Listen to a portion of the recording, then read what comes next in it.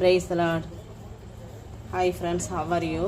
இன்றைக்கி நம்ம சுவையான ஹோட்டல் ஸ்டைலில் நம்ம வந்து இட்லி சாம்பார் செய்யலாம். எப்படி செய்யலான்னு பார்க்கலாம் வாங்க.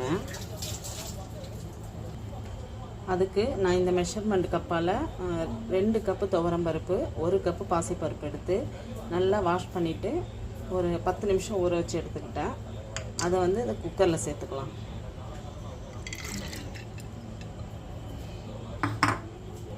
அப்புறம் கொஞ்சமாக மஞ்சள் பூசணிக்காவை கட் பண்ணி கழுவிட்டு கட் பண்ணி இதை மாதிரி வச்சுருக்கேன். அதையும் இதில் சேர்த்துக்கலாம்.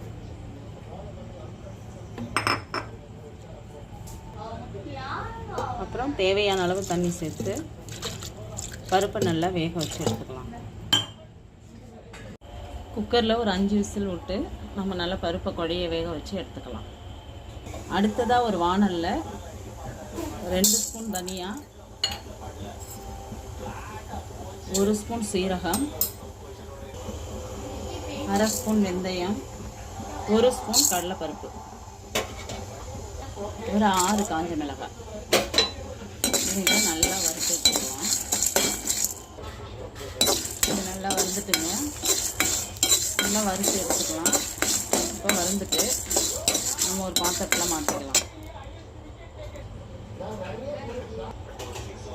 ஒரு கடாயில் 3 ஸ்பூன் எண்ணெய் விட்டுக்கிறோம். ஒரு 20 சின்ன வெங்காயம்,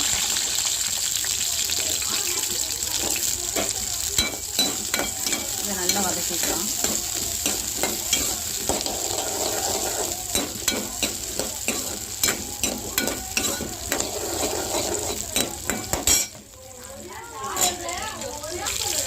ஒரு 3 பச்சை மிளகாய், ஒரு நல்லா பழுத்த 2 தக்காளி.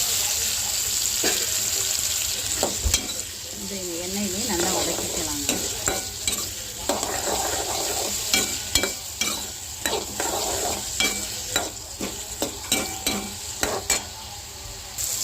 தக்காளி நல்லா வதங்கி வந்துட்டுங்க.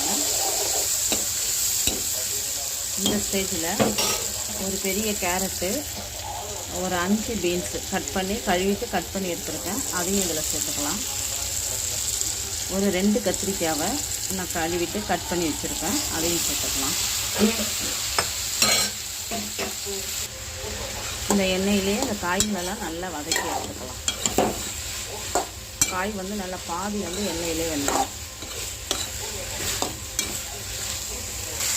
கொஞ்சம் மஞ்சள்தூள் சேர்த்து வதக்கிக்கலாம்.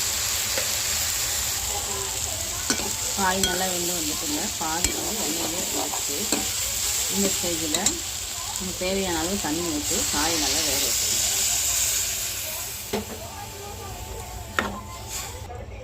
தேவையான அளவு உப்பு சேர்த்துக்கலாங்க. ஒரு மூடி போட்டு இதை நல்லா வேக வச்சுக்கலாம். காய் வெந்துகிட்டு இருக்கும்போது இந்த நம்ம வறுத்து வச்சுருக்கோம் இல்லையா, இதை வந்து நல்லா பொடியாக நுணுக்கிக்கலாம்.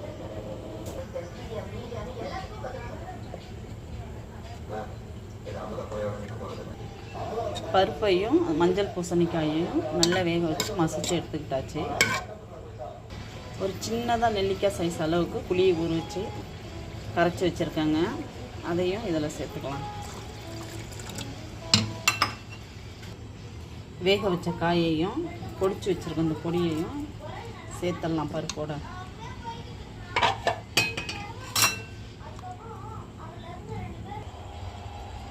இதில் தேவையான அளவு தண்ணி சேர்த்துக்கலாங்க.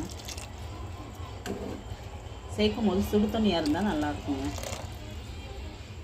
இப்போ எல்லாம் சேர்ந்து நல்லா கொதிக்கட்டும். ஒரு கொதி நல்லா வரட்டும். ஒரு 3 நிமிஷம் நல்லா வேகட்டும்.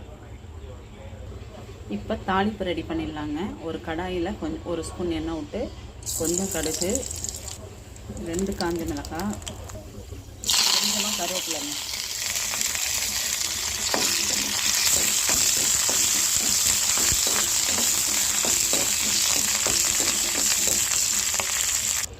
தாளிப்பை இதாக இப்போ சாம்பாரில் கொட்டிடலாங்க. இப்போ சாம்பார் ரெடிங்க.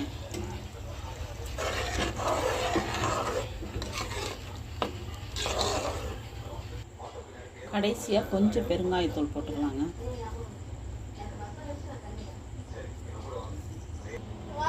கடைசியாக கொஞ்சமாக மல்லித்தழை துவைக்கலாங்க. சாம்பார் ரெடி ஆயிடுச்சுங்க. சாம்பாரை வேறு பாத்திரத்தில் மாற்றிட்டேன். சூப்பரான சுவையான ஹோட்டல் ஸ்டைலில், ஹோட்டல் சுவையில் நல்ல சாம்பார், இட்லி சாம்பார் ரெடி ஆகிட்டுங்க. இதை வந்து இட்லி தோசைக்கெலாம் வச்சு சாப்பிடும்போது அவ்வளோ அருமையாக இருக்குங்க. செஞ்சு பாருங்கள்.